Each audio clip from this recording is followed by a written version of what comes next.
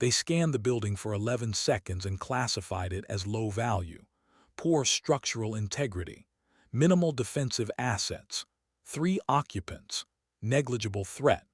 What the scan could not classify was the woman behind the counter who had already buried 2 husbands, survived 4 hurricanes, and considered 3 her personal kingdom. It also couldn't classify the trucker on smoke break, the linebacker working the register, or the 62 regulars on a group text chain called Millbrook Night Owls who would be wide awake and extremely opinionated within the hour.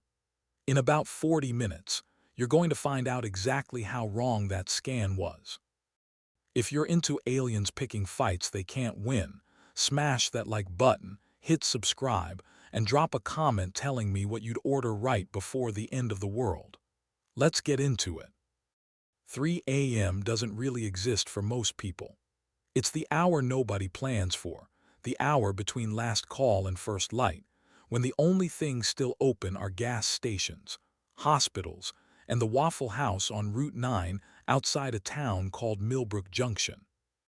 The kind of town where the population sign hadn't been updated since a flood took out half of Main Street a decade back, and nobody had gotten around to fixing it because, frankly, the number printed there was close enough to the truth that it didn't seem worth the argument at the next town council meeting. The Millbrook Waffle House ran 3 people on the graveyard shift, and had for as long as anyone could remember, because Doreen Kessler didn't trust the overnight to just anybody. Doreen worked the grill. She was 58 years old, 5'2", built low and solid like something designed specifically to survive weather.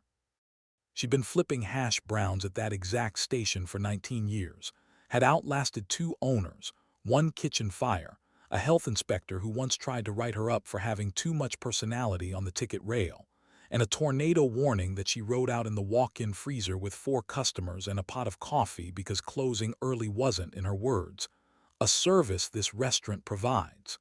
She did not raise her voice. She did not need to. She had a stare that could reset a grown man's entire nervous system, and she used it liberally. Behind the counter, working the register and the coffee line, was Marcus Webb, 26, built like he still played linebacker somewhere because he had, 3 years back, before a knee injury ended a football scholarship he still didn't much like talking about. He kept a bat under the counter, not because corporate told him to, but because Millbrook Junction had a habit of producing exactly the kind of 3 a.m. customer who made a bat feel like a reasonable accessory. He'd used it twice in 3 years, both times on people, not possums, though the possums had come close. Out back on smoke break was Ronnie Alvarez, 61, a trucker who'd stopped trucking and started dishwashing after his back finally gave out for good, and who had, in 38 years on the road, seen every kind of strange this country had to offer, from a UFO convention in Roswell to a man in Ohio who swore he'd been abducted and returned with a better golf swing. Ronnie was not easily surprised. That would matter later, more than anyone realized at the time. At 2:58 a.m. the light came down. Not a shooting star. Ronnie had seen plenty of those from highway shoulders across 11 states, enough to know the difference in his bones before his eyes had even finished processing it. This thing moved wrong, slow, deliberate, trailing a thin ribbon of blue fire, easing itself down like it had a specific parking spot in mind rather than falling out of the sky by accident. It dropped behind the tree line past the far edge of the parking lot, and the ground gave a soft thump Ronnie felt through the soles of his boots, right up through his bad knees. He stood there for a second, cigarette halfway to his mouth, working his jaw the way men do when the math isn't adding up. Then he flicked the cigarette into the gravel, ground it out with his heel out of habit even during a possible extraterrestrial event, and walked back inside. "Doreen," he said, "you're gonna want to see this." "Ronnie, I've got 6 orders of hash browns scattered, smothered, and covered, and I'm not stopping again for a possum. Last time cost me a whole ticket." "It ain't a possum." Something in his voice, flat, careful, the voice of a man who had genuinely run out of better explanations, made Doreen look up from the grill for the first time in 20 minutes. "Then what is it?" "I don't rightly know, but it came down out the sky with fire on it, and it landed like it meant to. 400 light-years away, though distance meant very little to the Threll Ascendancy, whose ships folded space the way a human folds a road map. Sub-Commander Ivrill of the 7th Reconnaissance Wing reviewed the scan results on a display thaw. T hovered above her forearm, glowing pale amber in the dim light of her ship's observation deck. Ivrill was, by the standards of her people, young for her rank. Tall, angular, with a carapace the color of wet slate and 4 narrow eyes that missed very little. She had earned her position the hard way, through 11 successful low-risk assessments on worlds far less developed than this one, and she intended to keep her record clean. Her ship, small and fast, built for quiet insertions rather than open war, had dropped a single reconnaissance pod into what the survey flagged as a low-density agricultural and commercial zone on the edge of a mid-sized human settlement cluster. "Report," she said. Her analyst, a narrow, methodical creature named Ovex who had served under 3 different commanders and outlasted all of them through sheer unflappability, scrolled through the incoming data with 4 long fingers moving in practiced rhythm. Target structure identified. Commercial food distribution point. Open continuously, minimal security infrastructure. Thermal signatures show 3 occupants at this hour. Structural integrity minimal, prefabricated construction, single story. No detected weapons beyond edged kitchen implements and what appears to be a blunt wooden club stored beneath the primary service counter. "A club?" "Yes, Commander. Cultural analysts flag this as consistent with informal self-defense behavior in low-income commercial establishments operating during nighttime hours. Statistically insignificant as a threat vector." Ivrill nodded, satisfied. It was, by every metric her species used to evaluate first contact risk, the softest possible insertion point available in the region, a controlled test of a single, isolated structure before committing to a wider survey of the settlement cluster beyond it. Establish presence. Observe response. Withdraw. Compile data. She had run this exact protocol on 6 previous worlds without a single incident requiring escalation. What the scan had not measured, could not measure, was the specific temperament of a woman named Doreen Kessler at 2:59 in the morning, 3 hours into a double shift, with a full ticket rail, and absolutely no patience left over for anybody's nonsense, human or otherwise.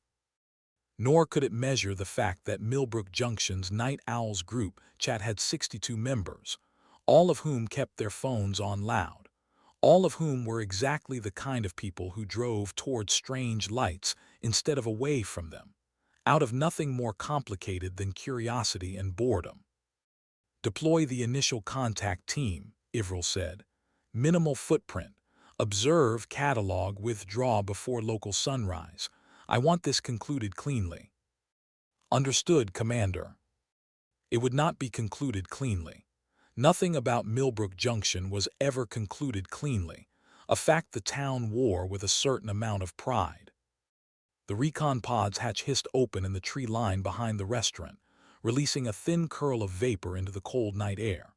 2 scouts stepped out, sleek matte black armor, built for silence, boots that made no sound against the gravel.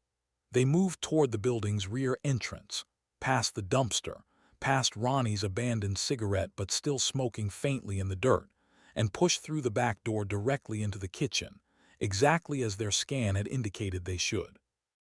Marcus saw them first, through the pass-through window between the counter and the grill line. He did not scream. He did not drop anything.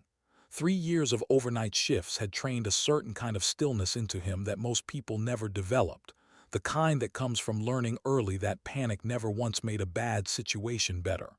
He reached under the counter, closed his hand around the bat, and said, calm as anything, "Doreen, company."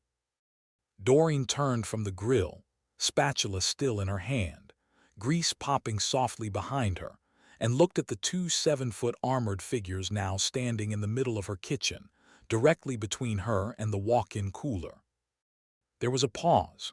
For seconds, maybe 5, filled with nothing but the hiss of the grill and the low hum of the exhaust fan.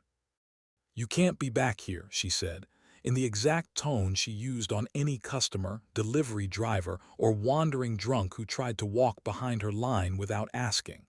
"Health code. Customers up front." The lead scout's translator crackled to life somewhere near his collar, processing the sentence twice before producing an answer. "We are conducting a resource assessment of this structure." "Not in my kitchen, you're not." The scout raised a slim scanning device toward the grill, sweeping it slowly across the equipment the way a man might survey a piece of property he intended to buy. Doreen swatted it out of his hand with the spatula the way she'd swat away a new fry cook reaching for her station without washing up first, a fast, practiced, utterly unthinking motion. The Devik clattered against the tile and skittered under the ice machine. The scout stared at his empty hand for a long moment. In several hundred years of ascendancy expansion protocol, spanning contact with 9 separate sentient species across 4 spiral arms, no target population had ever disarmed a scanning unit with a breakfast utensil. "Front," Doreen said again, pointing the spatula toward the swinging door that led to the dining room. "Now I mean it." Remarkably, the scouts went. Ivrill received the first field report 4 minutes later and read it twice, then a third time, as though repetition might reveal an error in translation. The unit was informed it could not remain in the food preparation area, Ovex said, reading directly from the incoming feed, due to something called health code. "What is a health code?" "Unclear, Commander. The translator flags it as a regulatory framework the local appears to hold in extremely high, almost sacred, regard. Cross-referencing suggests it relates to sanitation standards, though the local's tone suggests something closer to religious observance." Ivrill stared at the report scrolling across her display. "They removed our scanning equipment." "With a cooking implement, yes, Commander. It is currently lodged beneath a piece of refrigeration hardware. Recovery attempt pending."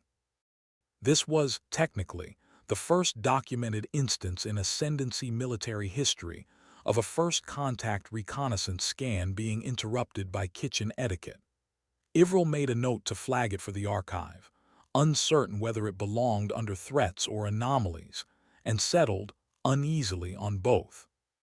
Out in the dining room, the 2 scouts stood near the counter, unsure of protocol for the first time in either of their careers, while Marcus watched them from behind the register with the bat resting casually against his shoulder, and Ronnie leaned in the doorway from the back hall, arms crossed, entirely unbothered, sipping the coffee he'd poured himself the second he'd walked back in. "Y'all want coffee?" Marcus asked. The lead scout's translator processed this for a full 2 seconds before producing a response. "We are not here for sustenance." "Everybody's here for sustenance at 3 in the morning, buddy. That's kind of the whole point of the place." The second scout, younger than his commanding officer by a significant margin, more curious than his training strictly allowed, drifted a step closer to the pie case near the register, drawn by something in its warm yellow interior light he couldn't quite name. He reached out a gloved hand toward the glass. "Don't," Marcus said, not even looking up from the register drawer he was counting. The scout paused, hand still hovering. "That's the pecan. It's spoken for. Fella comes in every night around 4, been ordering the same slice for 6 years, and if it ain't here when he shows up, that's a whole conversation I don't feel like having tonight." The scout withdrew his hand slowly, his translator flagging the exchange as culturally significant and filing it for later review, unsure what category it belonged in. Doreen came out from the kitchen a moment later, wiping her hands on her apron, and looked the 2 scouts up and down the way she looked at any customer who'd walked in already smelling like they'd had a rough night before they'd even sat down. You gonna order something, or you gonna stand there taking up floor space? I could be seating a trucker in.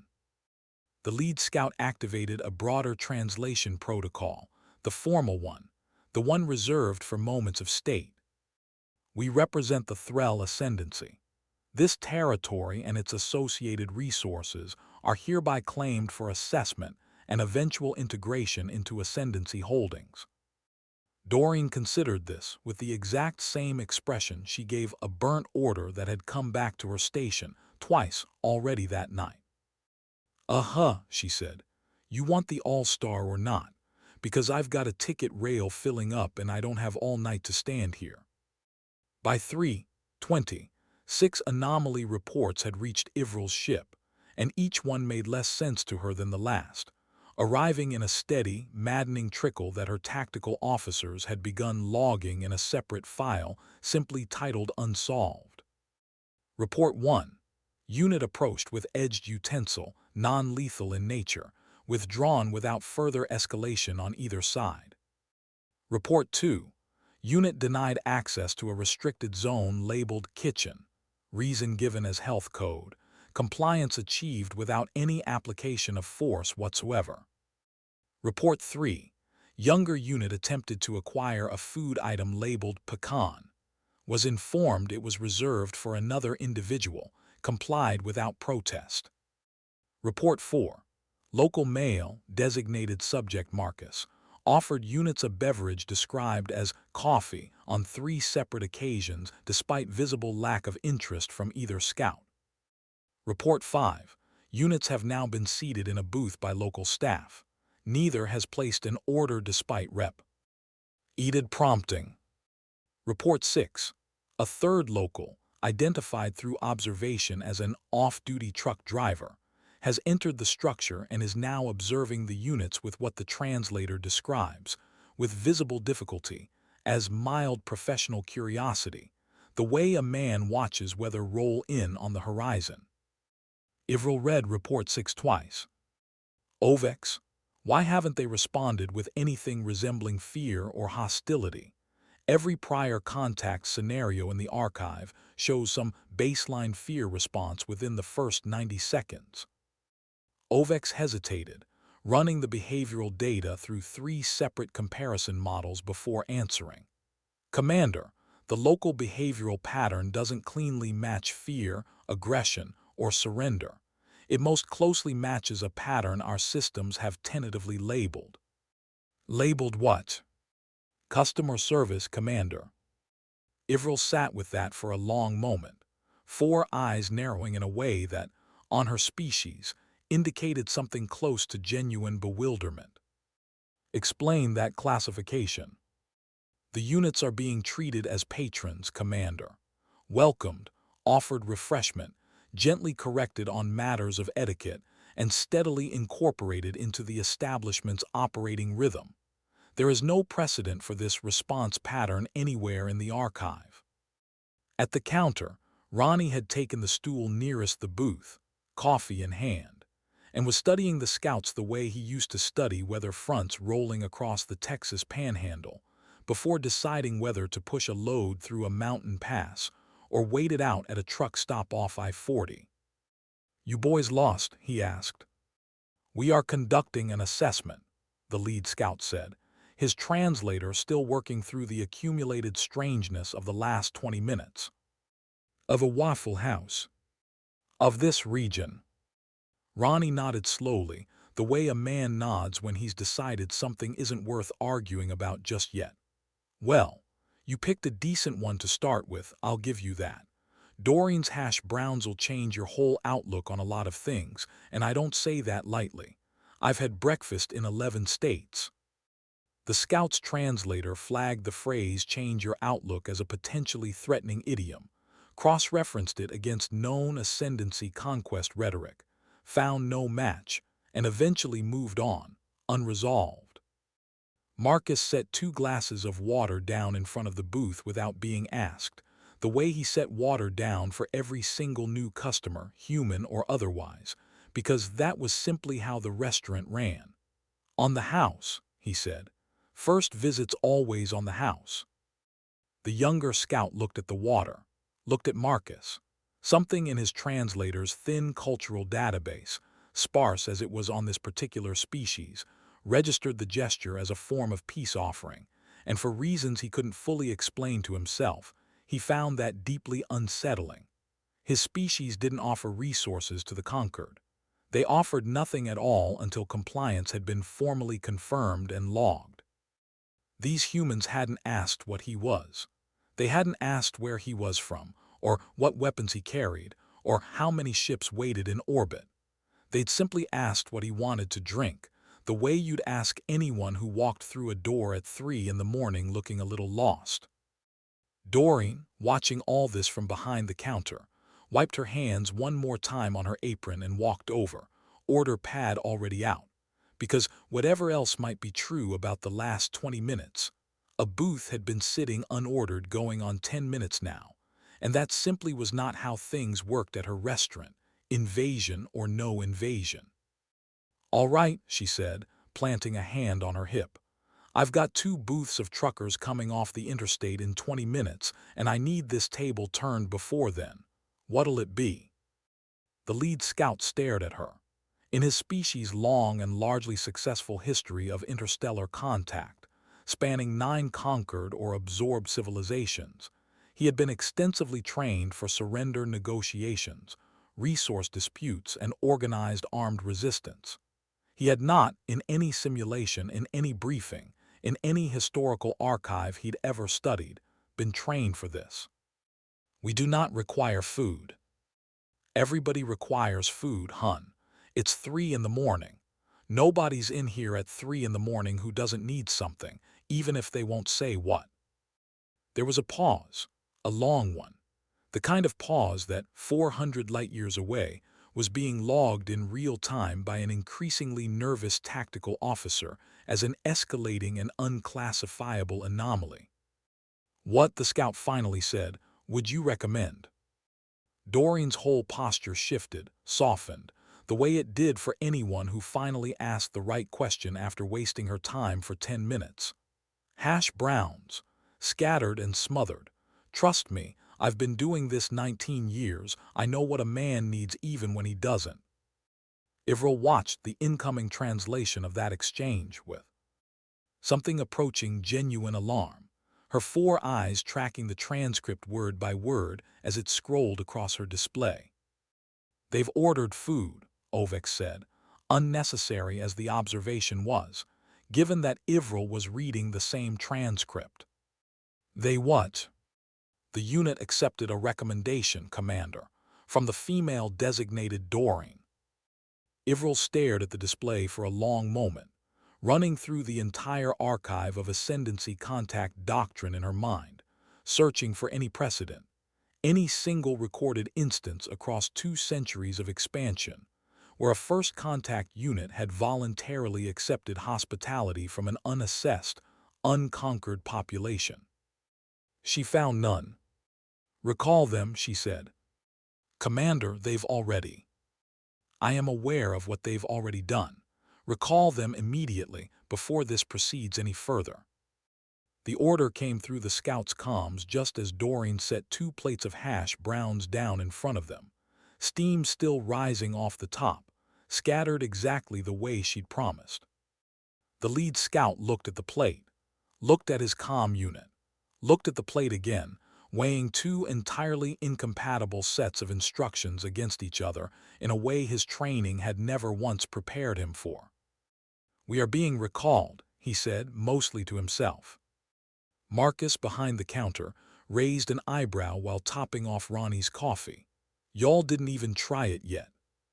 The younger scout, against every single protocol drilled into him since basic assessment training began, picked up the fork Doreen had set beside his plate and took a bite before his superior could stop him, purely out of the same reflex that had made him reach for the pie case 20 minutes earlier. He went very still. "Commander," he said into his comm, voice carrying an emotion his translator struggled visibly to render into any known ascendancy vocabulary, requesting a brief delay before withdrawal. Ivril's second recall order went unanswered for 4 full minutes, an eternity by Ascendancy protocol standards.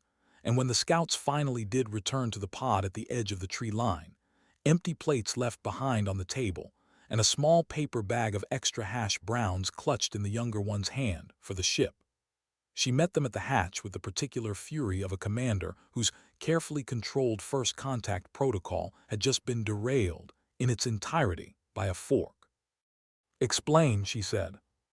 The lead scout straightened his posture, doing his best to salvage what remained of his professional dignity. "Commander, the target population does not respond to the assessment framework as expected." "Clarify that statement immediately." "They do not appear to register us as a threat, Commander.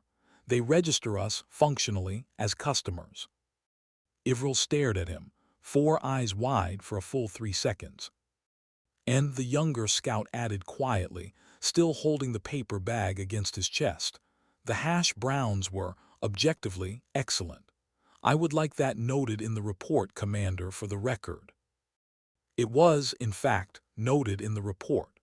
Ivril would spend a not insignificant portion of the following hour deciding whether to remove that line before submission to command, and would ultimately, after some internal debate she did not entirely understand herself, leave it in.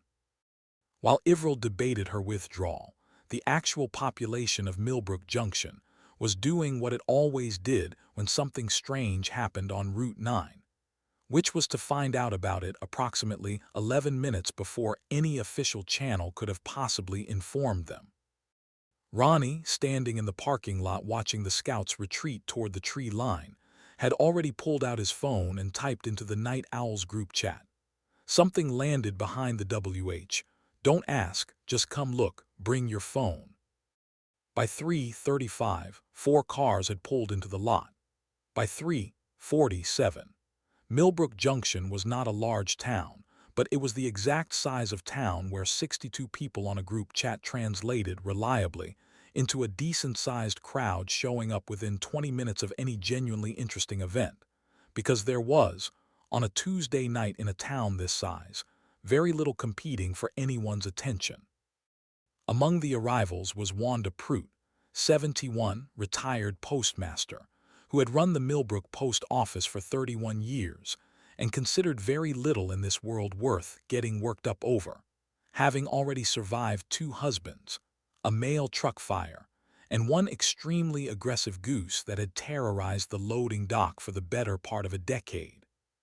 She parked her sedan at an angle that suggested she had not fully committed to the idea of staying, climbed out, and walked directly up to the restaurant's front window to peer inside at the 2 now empty booths. "They eat?" she asked Marcus through the glass. "Hash browns," Marcus confirmed, "scattered, smothered."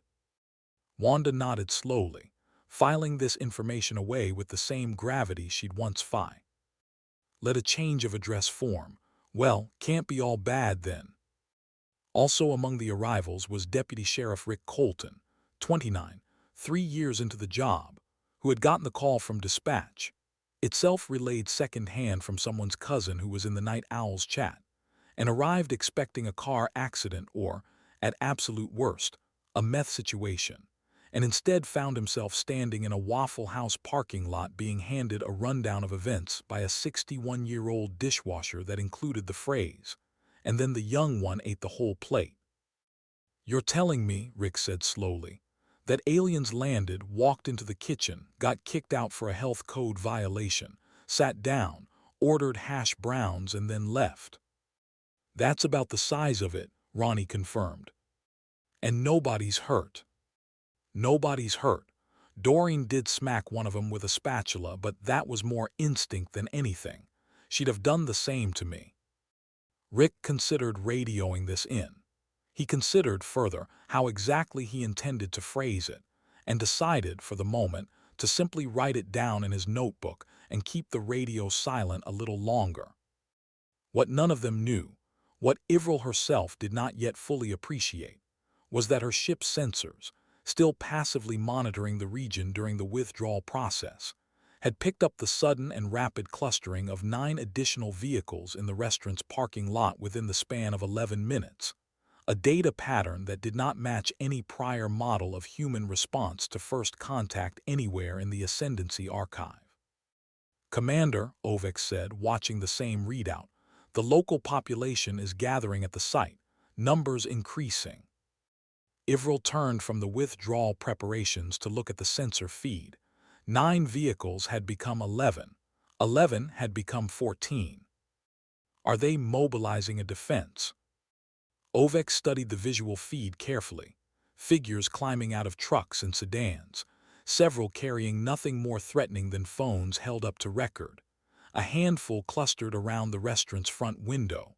One older woman apparently now inside, seated at the counter, ordering coffee from Marcus as though nothing at all unusual had occurred that night.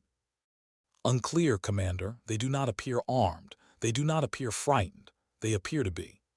"To be what, Ovex? I would appreciate you finishing a sentence at some point tonight." "They appear to be curious, Commander, and several of them appear to be ordering breakfast." Inside, the restaurant had transformed in the space of 20 minutes from a quiet graveyard shift into something closer to a town meeting. Doreen worked the grill at a pace she hadn't hit in months, flipping hash browns for a dozen extra customers who had shown up not for the food, technically, though most of them ordered anyway out of habit, but for the story. Wanda held court at the counter, recounting secondhand what she'd pieced together from Ronnie and Marcus, embellishing slightly in the places where the truth felt a little thin, the way any good storyteller does when the actual facts leave gaps that beg to be filled. "And it just stood there," she was saying to a cluster of 3 younger men who worked the overnight shift at the tire plant 2 exits down. 7 feet tall if it was an inch, and Doreen just swatted its little scanner thing clean off the counter like it was a fly. "She did not," one of the tire plant guys said. "She surely did, ask Ronnie." Ronnie, from his stool, raised his coffee mug in silent confirmation. Deputy Colton, meanwhile, had made his way behind the counter, with Doreen's grudging permission, granted only after he agreed to stay out of her actual cooking space, and was on the phone with dispatch, doing his level best to summarize the situation in a way that wouldn't get him laughed off the county radio for the rest of his career. "I need you to send this up the chain exactly like I'm telling it," he said, "because I already know how it sounds. Unidentified craft, confirmed landing, 2 occupants made peaceful contact, no injuries, no property damage beyond a busted scanning device, and they ordered food before leaving. I need someone from the state to get out here, and I need them to not laugh at me when I say it." There was a long pause on the other end of the line. "Say it again," dispatch said, slower this time. Aboard Ivril's ship, the withdrawal had stalled entirely, held up not by any tactical failure but by the sheer administrative weight of a report that refused to write itself cleanly no matter how many times she restructured it. "Ovex," she said, staring at the draft hovering in front of her, "how does one classify a population that neither surrenders nor resists, but instead simply incorporates?" Ovex considered this with the careful patience of an analyst who had, over several campaigns, learned that his commander's rhetorical questions were rarely actually rhetorical. "I do not belie. Our doctrine has a category for it, Commander." "Then we will need to create one." She began typing slowly, choosing each word with the deliberate care of someone who suspected, correctly, as it would turn out, that this particular report was going to be read and reread by senior command for a very long time. "Subcommander Ivril, 7th Reconnaissance Wing, Preliminary Contact Report, Target World Designation Sol 3, Regional Subdesignation Millbrook Junction. Initial contact was established at a low-security commercial food distribution structure, operating continuously through nighttime hours. 2 scouts entered via the rear structural access point and were immediately and unambiguously informed They were in violation of an undefined but evidently significant local regulatory code. Compliance was achieved without force. Scouts were redirected to the front dining area, where they were seated, offered water without request, and subsequently offered a full meal by a local female who exercised what can only be described as complete operational authority over the structure, and apparently over the scouts themselves. One scout consumed the offered meal against direct recall orders. The meal has been described, in the scout's own words, as excellent. Following recall, a secondary population cluster of no fewer than 14 individuals converged on the site within 11 minutes, a response time inconsistent with any organized defense protocol and more consistent with what our cultural analysis team has tentatively labeled communal curiosity. This secondary population did not arm itself. Several members ordered food. One local law enforcement officer arrived and, after initial hesitation, integrated himself into the ongoing situation by assisting with beverage service. Recommendation: this population does not process first contact through a threat response framework recognizable to ascendancy doctrine. They appear instead to process it through a hospitality framework, a set of behaviors typically reserved, in every other documented species, for members of their own established in-group. The target population appears to extend this framework indiscriminately to strangers, to authority figures, and evidently to us. This is either the most vulnerable population we have ever encountered, or the most dangerous. I do not yet know which. I recommend extreme caution before any further contact, and I recommend further that any future contact team be briefed extensively on a local custom referred to as on the house, the full implications of which remain unclear but which appear to carry significant social and possibly strategic weight. She paused before the final line, then added it anyway, unable to talk herself out of it. Note: the hash browns were, by scout testimony, excellent. This has been left in the report at the insistence of Scout Designation Vel, junior member of the contact team, who considers it relevant to future engagement strategy. I am inclined, against my better judgment, to agree with him. The pod lifted off just before 4:15 a.m., trailing that same thin ribbon of blue fire back up into the dark, rising fast and clean over the tree line while the gathered crowd in the Waffle House parking lot watched, phones held up, more fascinated than afraid. Ronnie watched it go from beside his truck, coffee in hand, entirely unsurprised by the whole turn of events, because 38 years on the road had taught him that strange things happened at 3 in the morning, and the only sensible response was to keep pouring coffee until sunrise sorted the rest of it out on its own schedule. Inside, Doreen was already back at the grill, working through the backlog of orders from the crowd like nothing at all unusual had happened, because in her 19 years on that station, this genuinely wasn't the strangest thing to walk through her door. That honor still belonged, as far as she was concerned, to a bachelor party in 2014 that she still refused to discuss in detail. Marcus wiped down the booth where the scouts had sat and found, tucked half beneath the napkin dispenser, a small folded scrap of material, thin and slightly metallic, that hadn't been there before. He opened it carefully.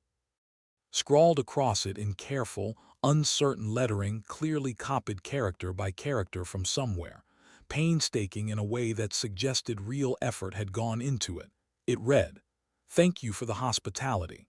The hash browns were exceptional." He showed it to Doreen.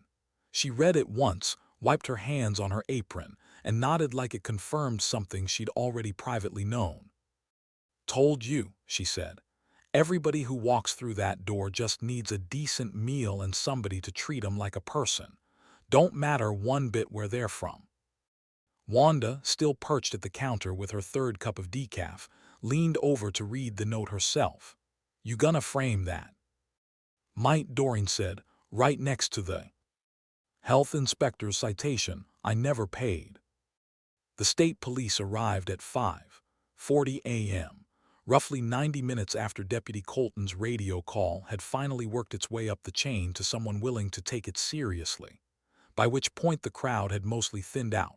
The sun was beginning to threaten the horizon, and the only remaining evidence of the entire event was a faint scorch mark in the gravel behind the tree line, two empty plates that Doreen had already washed, and roughly 40 separate cell phone videos already circulating through group chats across 3 counties. The 2 troopers who arrived, Sergeant Alan Kepler, a 20-year veteran with the weary patience of a man who'd taken every kind of strange call this job had to offer, and his younger partner, Trooper Diaz, still new enough to be visibly excited by the prospect of an actual UFO report, walked the scorch mark with flashlights, took photographs, and eventually made their way inside to interview the staff. "Walk me through it again," Kepler said, notebook out, sitting at the counter while Doreen refilled his coffee without being asked. "2 of them came in the back. Big, black armor, quiet as anything. I told them they couldn't be in my kitchen on account of health code, and they went out front like I asked. They just left the kitchen, because you told them to. Well, I did have a spatula in my hand at the time." Kepler wrote this down, underlined it, and did not ask a follow-up question, because he had learned over 20 years that some details simply needed to be recorded exactly as given, without further examination. And then they sat in a booth for a spell, didn't order anything, which I don't tolerate during a rush, so I went over and got 'em sorted. Hash browns, scattered and smothered. One of 'em ate the whole plate. The alien ate the hash browns. The alien ate the hash browns, Sergeant, and if I'm being honest, cleaned his plate better than most of the truckers I get in here. Trooper Diaz, standing by the window, looked out at the tree line where the scorch mark still smoldered faintly in the early light. "Ma'am, do you have any idea what they wanted? Why they came here at all?" Doreen considered this for a moment, wiping down the counter with the same unhurried efficiency she brought to everything. "Same thing everybody who walks in that door at 3 in the morning wants, I expect," she said. "Somewhere warm, something hot to eat, and somebody who won't ask too many questions about why they're out so late." Diaz wrote that down too, though he wasn't entirely sure it belonged in an official report. Ivrel's report reached senior command 11 days later, filtered through translation, review, and no fewer than 3 separate committees who each, independently, flagged the closing note about the hash browns for removal, and then, independently, chose to leave it in, unable to fully articulate why it seemed important to preserve. The formal classification that eventually attached itself to Sol 3 Region Millbrook Junction read as follows, and would go on to be quoted, in various forms, in briefing materials for every subsequent ascendancy scout assigned anywhere near that particular stretch of the galaxy. Target population responds to first contact not through fear or aggression, but through incorporation. Subjects are treated as customers rather than invaders, offered food and hospitality regardless of stated intent, and gently corrected on local custom without hostility. This response pattern renders standard threat assessment doctrine ineffective, as the population does not register military presence as meaningfully different from any other unfamiliar visitor. Recommend indefinite postponement of further contact pending revised engagement protocol. Addendum, filed separately by Scout Vel. Recommend future contact teams be issued currency or barter goods appropriate for local commercial transactions, as declining offered hospitality appears to cause measurable social confusion among the local population and may itself constitute a diplomatic incident. Also recommend future teams request the item referred to as the All-Star. Subcommander Ivrel has reviewed this recommendation and, after some deliberation, has approved it for inclusion. Ivrel herself, reviewing the final approved version of her own report one last time before submission, found herself lingering on a single detail that hadn't made it into any official summary. The note, still folded and tucked into Vel's personal effects, that he had insisted on keeping rather than surrendering for analysis, on the grounds that it was, in his words, a receipt, and every good customer keeps their receipt. She did not fully understand the sentiment. She suspected privately that she was beginning to. Millbrook Junction, for its part, moved on from the whole affair with the same unhurried practicality it applied to everything else: the flood, the tea. Ornado warning, the health inspector, the bachelor party of 2014.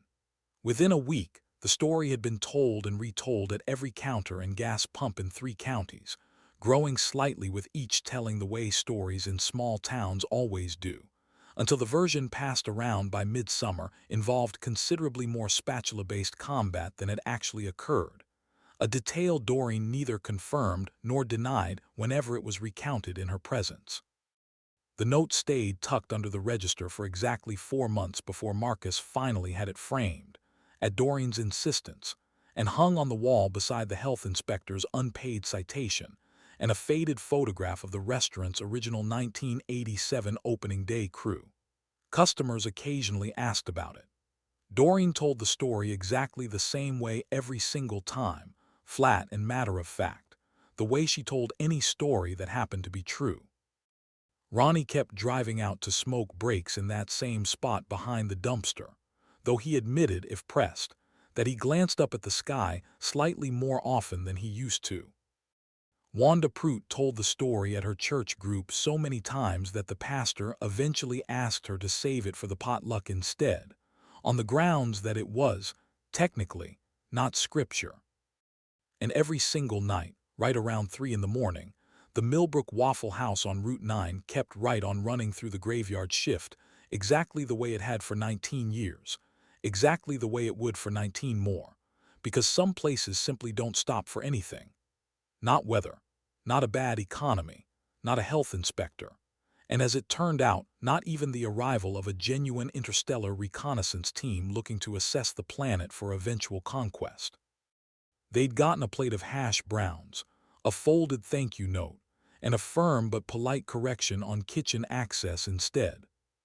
And somewhere out past the edge of the solar system, in an archive that would be studied by ascendancy scouts for generations to come, one small, isolated entry remained permanently flagged for extreme caution, not because of any weapon or any army or any show of force, but because of a 58-year-old grill cook who had looked an armed alien scout dead in the eye and asked him, without a trace of fear in her voice, whether he wanted the All-Star or not. If you made it all the way to the end of this one, drop a comment and tell me what you would have ordered the aliens if they'd walked into your booth at 3 in the morning. Share this with somebody who's worked a night shift and knows exactly what that hour is like. Hit subscribe if you want more stories about humanity refusing, politely but firmly, to take the hint. See you in the next one.